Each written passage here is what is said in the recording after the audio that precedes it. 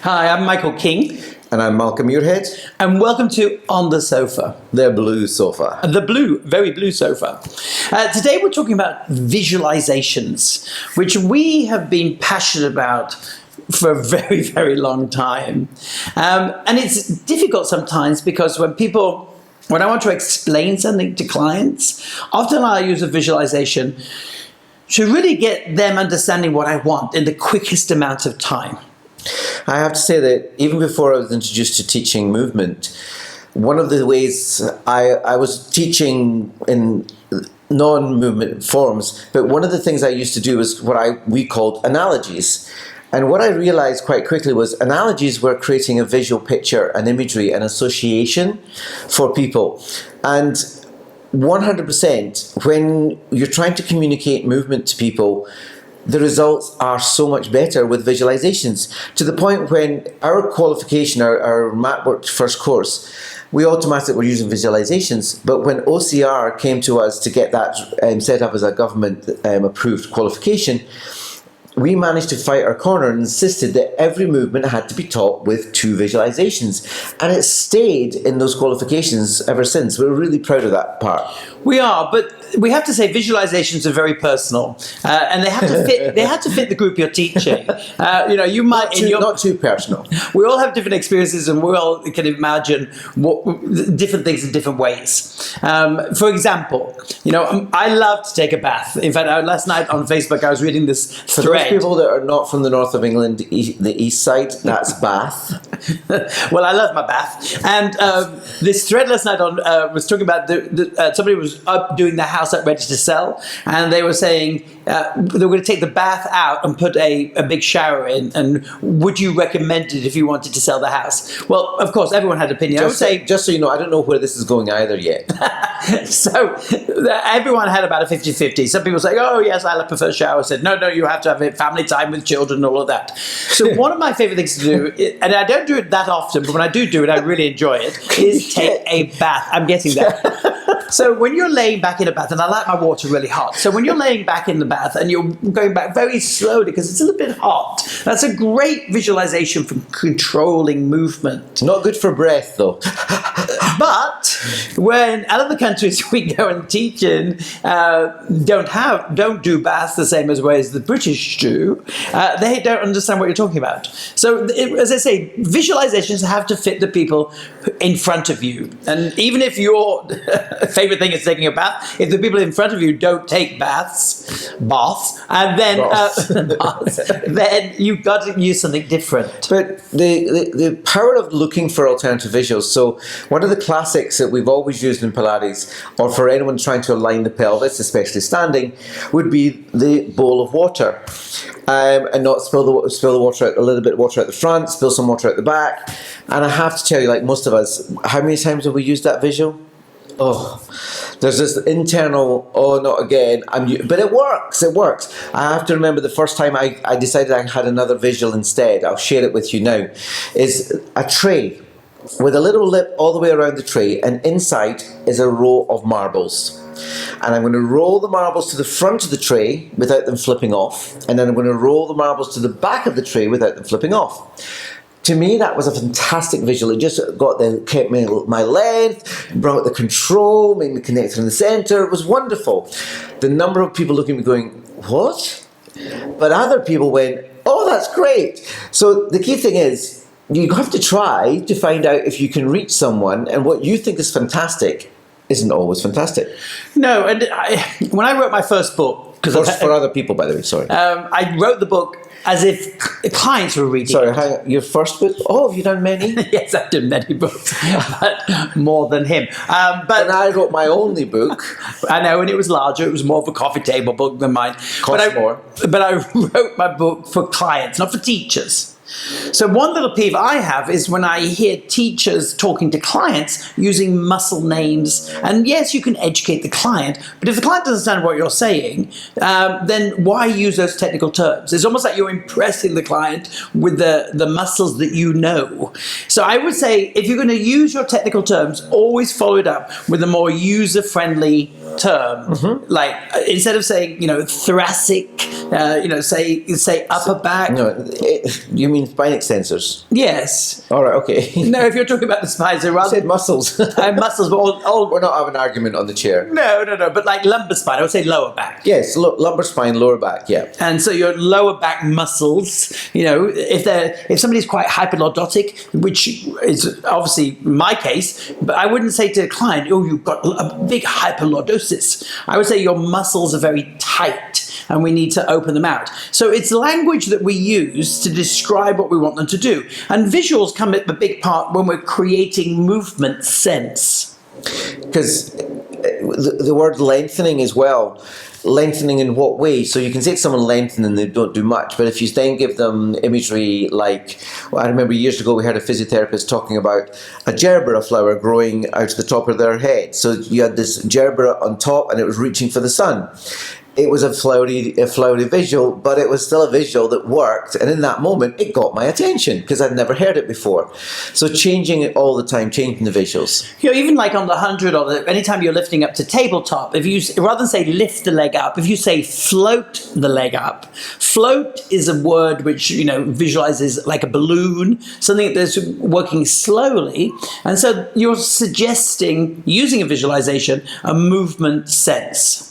Yep, but again, when you're working with visualizations, changing them all the time is important for the groups you're with. I was introduced to articulating the spine in a movement called shoulder bridge prep, the mobility version, with a string of pearls, with my Scottish accent, pearls, the little white mud. It's mud. The string of pearls going down onto black velvet, pearl by pearl. Well, I've been teaching quite a lot of mixed gender classes, and I'm not sure many guys work with pearls. I mean, a lot of women don't work with pearl necklaces, but they've got their visualization. But just to take away that sense that this is a visual for a gender, I found I love using the bicycle chain. And that can work its way down to a gold link chain, smaller. And if someone feels really blocked in their spine, I could talk about being an anchor chain of a cruise ship. So you can see the big links. So it gives me flexibility. But then other people can't see the articulation. But if you do rolling up a heavy carpet, they get the pelvic curl, they get the opening out. So that ability in yourself to say, have I been saying this phrase for a long time?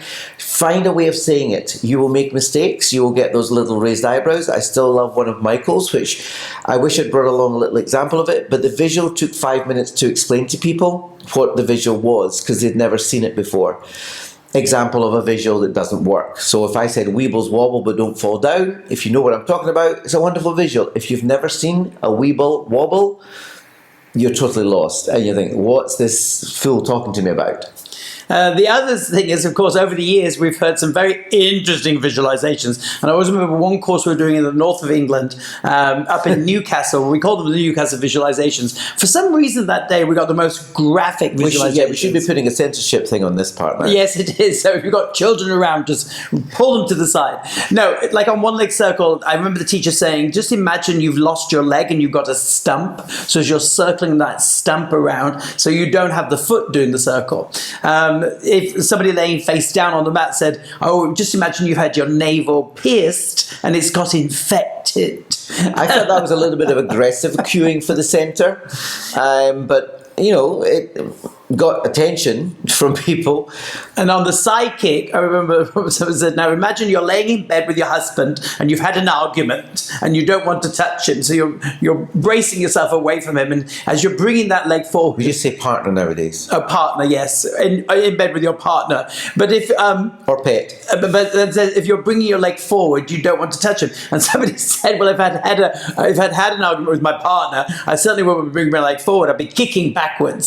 So visuals are very personal and they can be quite fun, but you don't want them to distract. Because it can also be stressful as well. Oh yes, hard visuals or aggressive visuals. But remember, I can visualize this teacher and I will always just love the expression on her face and the expression of the class. And she did a visual for the lengthening that I mentioned earlier. And you were in the bottom of an empty swimming pool and your feet were in concrete. And over the next few moments, this is a long visual, this is a story. She took us on a journey. The water slowly filled up and by the time it reached people's shoulders, armpit, shoulders, and maybe was thinking about touching the chin, there were some very definite looks of panic in there. That was far too visual. That was Stressful. That was stressful. I mean, boy, did everyone get more height, but I don't think they were breathing. So have fun with the visuals, play with them, listen, look at the people and their feedback, and they'll tell you which ones work and which ones don't work. But it's when you don't have visuals, you can still communicate the movement, but it's missing a potential, a richness, and it's missing the opportunity for us, for people to duplicate it themselves on their own. The visual creates a better memory for the sensation of the movement. I like a rule which is, for myself, which is have a visual for the setup of the movement, like stretch your spine like elastic, or then have a visual for the movement itself. So if you're rolling back the bath, or a swimming pool, or cold water in the sea, whatever it is. You said rolling back in a bath. Well, if you're going, roll up. No, roll up. But if you're going backwards slowly in a bath, because rolling back's the movement, isn't it? So yes. Well, that's a whole other. I don't want anyone to try that visual, rolling back in the bath. Well, depending on your bath, you won't go that far.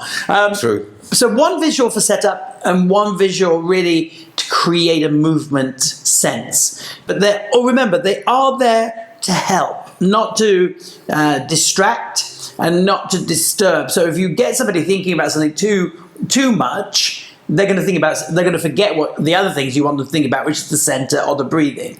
So add them, but just play with them and just be creative, but with purpose, and recognize if they do distract. And also, if you're not naturally visual in your language, a little bit of an idea to give you some way of stimulating your thoughts is if you go into different categories. So some people work with a sense of smell. So if you were smelling a rose, it fills up your chest, it lengthens your spine naturally when you take that smell. If you're thinking about tactile, well, tactile has such a range of options because crushed eggshells, sand, warm sand, thin ice, cold, those kind of tactile feedback gives you so much more variety. So you really have a large spectrum of potential ways to stimulate your creativity in visuals. And is it olfactory? Olfactory. Olfactory, yeah, Smell. The nose. So if you're smelling a beautiful rose and you want to draw it in. So, there's always different ways and creative ways. Don't get limited and don't just keep saying the same ones all the time, because again, if it's like saying the same words, people will stop listening and stop using it. So part of our challenge for teaching is changing your words, finding different ways to explain things, and visuals are a big part of that. When you get a list of reasonable ones that you think I'm okay with those, then just cycle them. Remember, they come to class twice, 3 times a week maximum, probably. You're saying it again and again and again. So for yourself, if you can cycle them through the day, it really will help. But that means that over the weeks and months, they will have more chance to hear different things. And we naturally start to filter out teachers that say the same things all the time. We know that. It's good. It's good that people are comfortable with us, but if we change the words every so often, that we'll get their attention again, and they'll finally make that better connection between their mind and their body directly because of your words.